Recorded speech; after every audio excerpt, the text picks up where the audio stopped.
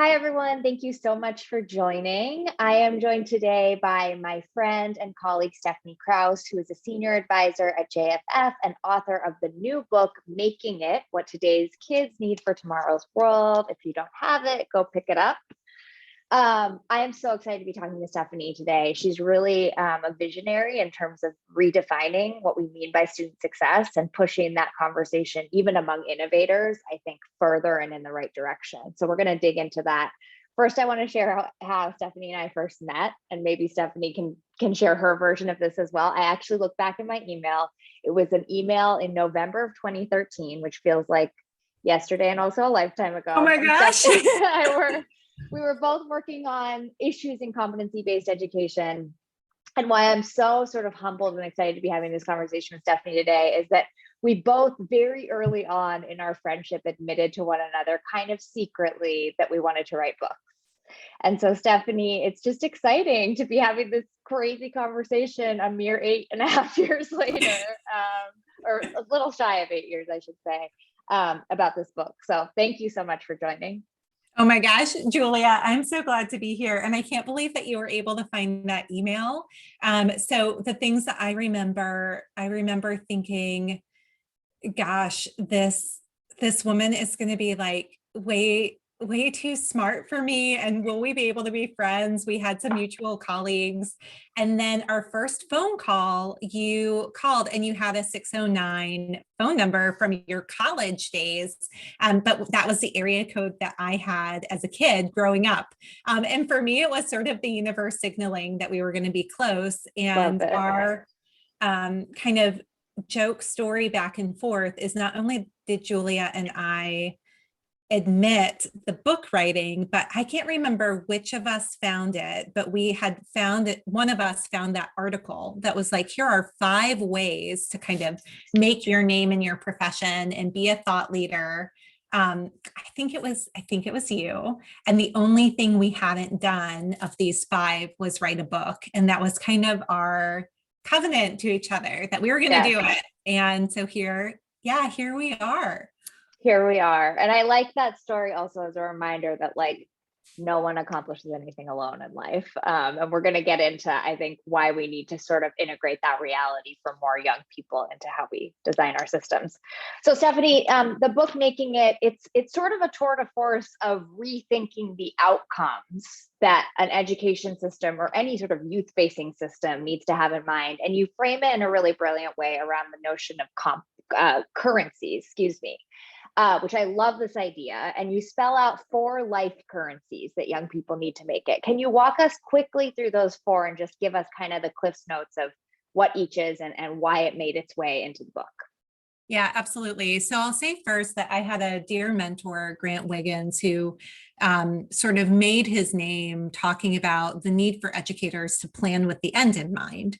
And for so many of us in K-12, that end is college and career readiness and making great citizens. And so the premise of the idea is actually based on my shift from the front lines into national work, and that in 8 years working nationally, which mimics the number of years that we've been friends, there are so many conversations about how colleges and careers are changing and what it means to be an adult citizen in the US is changing that never could have trickled down to my classroom or the school that I was running. And so there was really kind of this dislocation that actually moved into this real moral obligation of, God, I know if I was still in the classroom teaching, if I was still running a school or nonprofit, I would be moving aggressively to get my kids college and career ready, but a version of that actually was not only inequitable, but super outdated. And so very quickly, what I say in the book is that the sort of contract that most schools and districts operate under of what it means to get there, to get college and career ready, is that the model for economic success in the US is you go to school, you graduate, get your diploma, go to college, graduate, get a job, get promotions, get better jobs, and retire with money in the bank that you can leave to your kids. And we've, for a long time, known that that was flawed and that it didn't work for everyone. it works particularly well for the white and wealthy. But what we now see, because of the future of work and the changing economy, is that it really works for no one. And that actually what happens is that life after high school, from an economic and educational perspective, is a super chaotic and confusing opportunity marketplace where these vendors who offer post-secondary education and work opportunities are selling their wares. They have a cost to them. And so what I wanted to sort of bring to the surface is, how can you pay? What kinds of currency are accepted that are going to enable you to afford the opportunities you need? And based on the research and a ton of conversations in field work and experience, there were 4. And oftentimes education only focuses on 2 of the 4. So the 4 currencies accepted are competencies. So what can you do? What are the skills that you have? Credentials, how can you show me that you can do this? It's not, sometimes it's a proxy, like I completed a program, I don't actually have the skills, but it's still valued in the marketplace. Connections, which is really the focus of your work in writing, which is social capital, and who you know, and then cash, which we never talk about, and yet without it, opportunities just cannot happen, and how much you have or don't have an actual financial resource. So again, those 4 currencies are competencies, credentials, connections, and cash. And for a number of opportunities in this marketplace, you pay in combination. So if you've got a ton of cash, it may not matter what you can do. You can pay your way in with the financial resources, or if you know the right people, you might get an in, even if it's at a discounted price or sort of the friends and family discount. So there's an interdependency there. Yeah, I just think it's such a clean and yet somewhat counterintuitive way of illustrating what's been missing in the conversation. Because you and I have been in many a room talking about quote unquote redefining student success. And it's a very well-intentioned effort to modernize, to update what schools are optimizing for. And yet it really feels like it often stalls out around competencies and credentials. And this notion of connections and cash as some of the most uneven terrain on the current playing field gets sort of left to chance. So I just appreciate the push and your point around the way that these actually interact. They're not sort of standalone. I think we sometimes think, well, if you have a credential, you must possess a network, right? Or you must be able to put that to work in the labor market. And yet none of the data bears that out. Yeah, I mean, I will say just super quickly to that point that I think from an equity perspective, we will perpetuate inequity as long as educators say, well, if you just finish and you've got the skills, you'll be okay, because it actually doesn't reflect how the world works. And even for credentials, that degree can be proxy, like it so often is pedigree. It's the brand, not necessarily the learning that happened underneath it. That's not true all the time, but I don't think we accurately enough appraise how often it is true. Right, exactly. And we'll talk in a second about, obviously, there's kind of 2 levers to push here. There's how to arm all students, not just the wealthiest, best connected white students, with these currencies. And then there's also, well, how do you make the system more just and fair, which I think should be sort of held in tandem, and you write really eloquently about in the book. But first, I'm gonna just pause on the currency that I spend the most time thinking about, as you know, which is this notion of connections. And one of our arguments in our research at the Christensen Institute is that schools tend to leave a lot to chance encounter, right? There's an assumption that if students are in a room together, or that they are part of a community, that therefore relationships are being formed and their network is sort of intact. And that's really leaving, again, this valuable asset to chance. So talk me through kind of how this rose to the level of one of these 4 currencies, and some of the recommendations in the book around it. Yeah, so 2 things off the bat. One, big thanks to you for really helping me shape and architect how to even think about connections and be able to put it out as currency. So for anyone who's listening, who's a fan of Julia's work, you've got to check out the book For Nothing Else in this chapter, which I really think about from a thought perspective as a partnership between the two of us. And I think why that is because what I was looking at is in the cumulative of life, young people will need relationships that are about social health.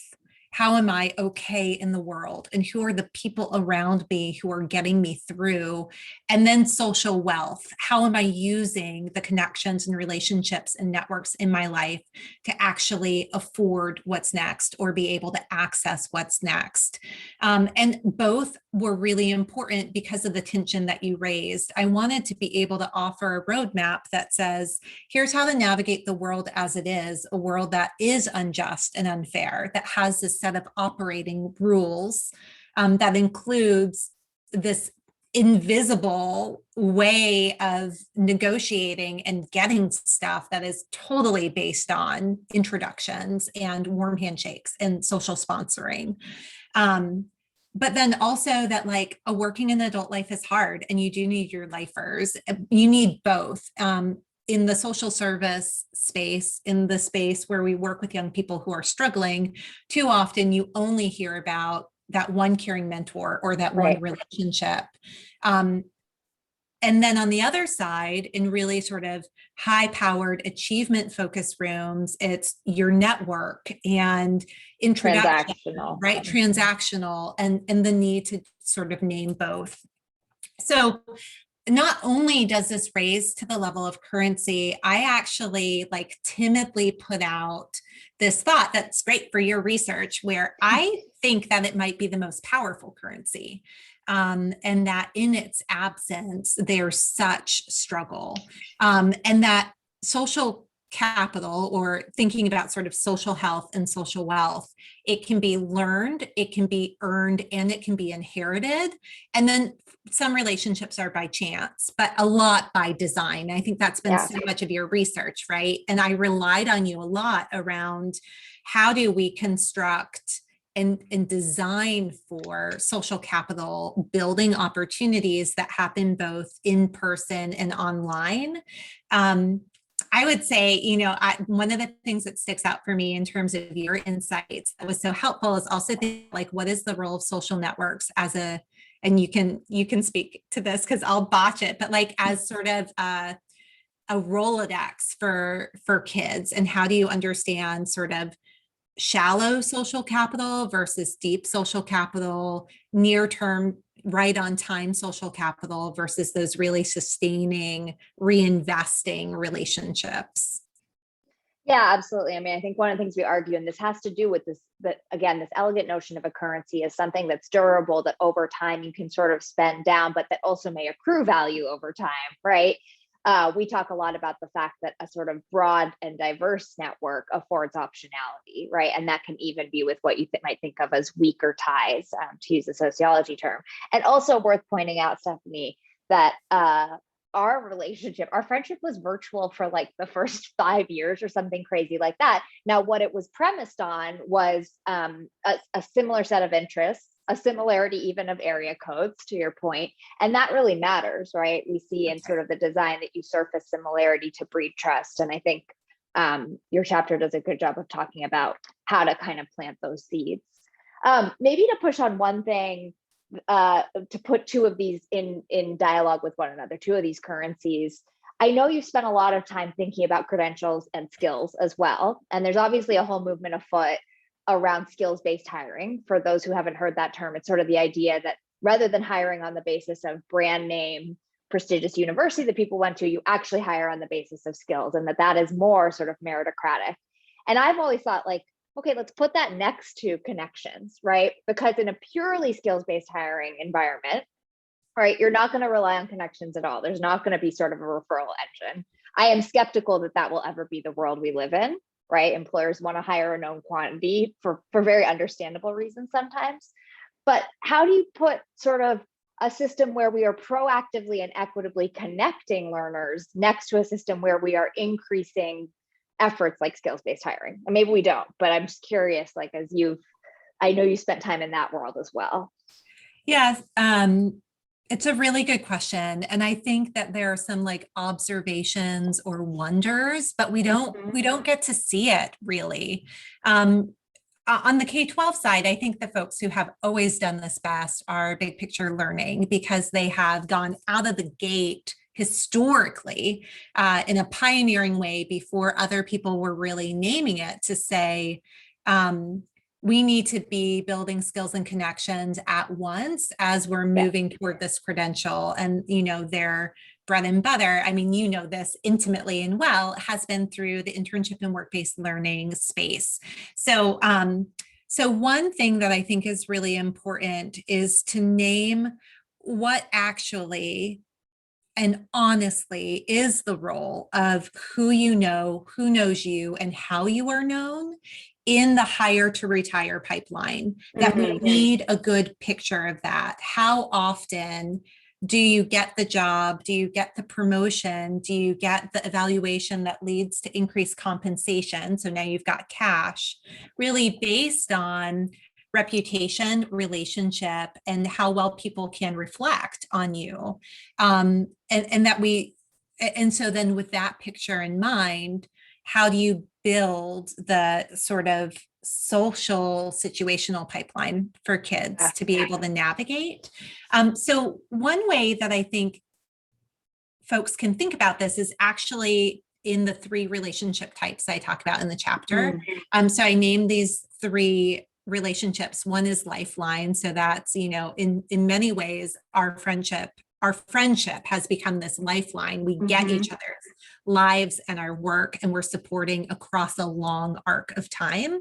But maybe we started as navigators, which is each of us, I have been in the competency-based ed world longer than you, and there were some navigational relationships. You had been in the research world longer than I had. And so there was an aspect when we first started out of, you are near peer to me, right? But how can you help me understand the space? So navigators is the second. That's very often these near peer relationships. And then the third are door openers, which can be programs as well as people. And so that gets to your design question, which is that I think that so many programs can be designed with building social capital and competencies at the same time.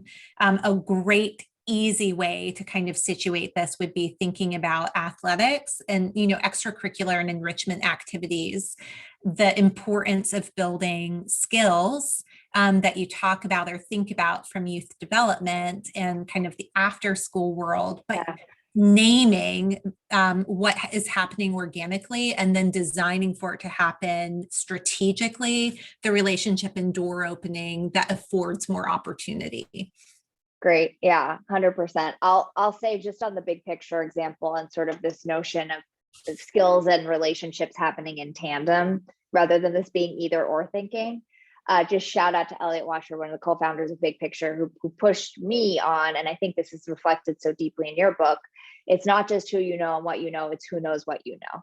It's who has borne witness to your current competencies and maybe your future potential, and how can we as an education system actually scale that? Oh my gosh, let me tell you a quick Elliot Washer story that connects to the future of work. So I say in the book that actually these like near peer relationships could be one of the most vital moving forward, people who are just a step ahead of you because everything is changing so fast. So years ago, before Julia and Stephanie's friendship, I had just started a school and an education nonprofit in St. Louis. And I had no one. It was very isolating. The model itself was very close to Big Picture. And I had been introduced to Elliot, who really sort of self-appointed himself a mentor. He is still a mentor in my life. He's one of the endorsers for the book. And he called me up one day and was like, I'm bringing you to Nashville to our principals conference. You need people. And it was such a competency and connections building moment. He knew I needed a network of people who had been doing this thing I was about to do, and that I needed them relationally and I needed them tactily. And so he brought me, he spent the money, which I did not have, to bring me in and put me in community with these folks, two of whom now direct Big Picture Learning Network. Right. But we were all just kind of new principals at the time. And from that, I got everything from lifelong friendships and relationships to like the spreadsheets that I needed and real-time coaching. So yeah, shout out to Elliot, who really lives this through and through. We will have to tell him when this is live and at what minute to start watching.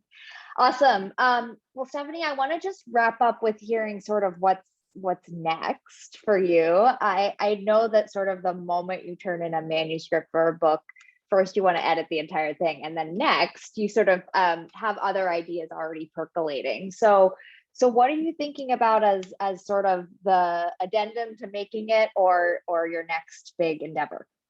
So I think there are three things that I'm really chewing on right now. I mean, one thing that I'll mention is that I'm actually making the shift to full-time consulting. I'm right now with JFF. I'll stay a senior advisor with them, but want to be able to really spread my time across where young people are spending their time. And for me, having that flexibility as a consultant to come into education and youth development organizations, as well as higher ed in the workforce, is really important, because it's whether it's writing or work, it's how do we get young people ready for the world, but also how do we get the world ready for them? Like they're a very different group who are coming up.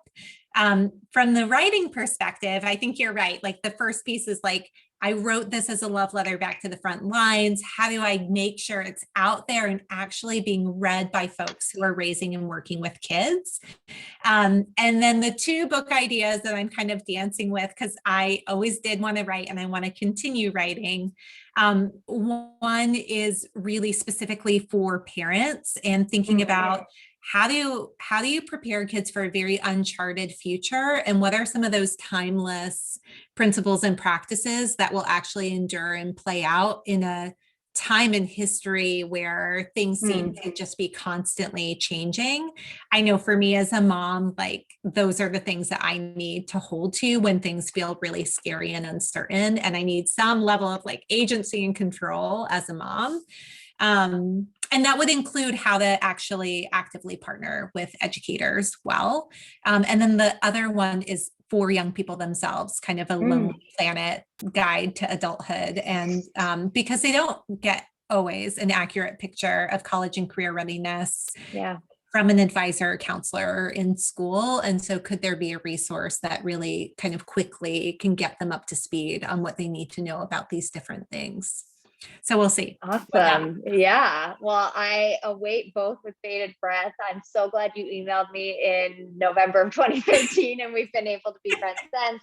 If you don't have it, I'll link to it in the blog, but Making It by Stephanie Krauss, really just a tour de force, a personal narrative and a deeply, deeply researched book on the future of what our young people need. So thanks, Stephanie. Thanks, Julia.